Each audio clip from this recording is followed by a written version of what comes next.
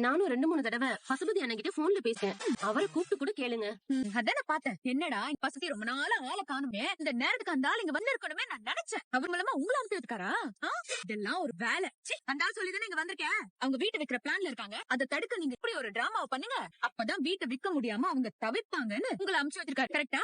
இந்த photo mark இது எல்லாமே அந்த ஆள் கொடுத்த ஐடியா தானே? எனக்கு நல்லா தெரியும். இது எல்லாமே ஒரிஜினல் போட்டோ மாதிரி தான். இவங்க போய் சொல்லல. நீங்க ஆதாரம் கேட்டு ஆதாரத்தை காமிச்சாச்சு. இதுக்கு மேல என்ன வேணும் உங்களுக்கு? அந்த போட்டோ போய் நீங்க சொன்னீங்கன்னா போலீஸ் கூப்பிடுன்னு சொன்னீங்களா? கூப்பிடுங்க. போலீஸ் வந்து விசாரிக்கட்டும். அப்ப தெரியும் எது உண்மைன்னு. நான் சொல்றேன், நல்லா கேட்டுக்கோங்க. இந்த வீட்டுல எங்களுக்கும் பங்கு இருக்கு. என்கிட்ட கேட்காம இந்த வீட்டை யாருக்கும் விற்க முடியாது. ஹலோ தப்பா பிரதர், இதெல்லாம் நீங்க சொல்லக்கூடாது. சொல்லுவேன், நான் அப்படிதான் சொல்லுவேன். ஏன்னா எனக்கு உரிமை. நான் என் அப்பாவோட புள்ள ப்ரோ. இது எங்க அப்பா வீடு. நான் சொல்லாம வேற யார் சொல்லுவா? எங்க அப்பா வீட்டை எனக்கு பங்கு இருக்கு. இங்க இருந்தோ திடீர்னு வந்து அப்பா மகன் பேசுறேன். இதெல்லாம் நாங்க எப்படி நம்புறது? அதான் போட்டோ காட்ட நினைப்பது. அது உங்களால ஏத்துக்க முடியல. சரி வேணா ஒண்ணு பண்ணலாமா? உங்க எல்லாருக்கும் கத்தாருக்கு நானே டிக்கெட் அங்க வந்து விசாரிங்க.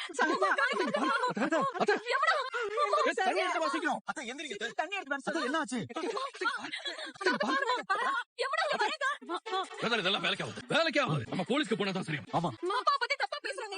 கண்டிப்பா நம்ம போலீஸ்க்கு போகணும். இவங்க கண்டிப்பா பசுபதியோட ஆளதான் இருப்பாங்க. போலீஸ்க்கு போன் பண்ணடி. இவங்க எல்லாரையும் உள்ள தள்ளிட்டு மறு வேலையை பார்க்கணும்.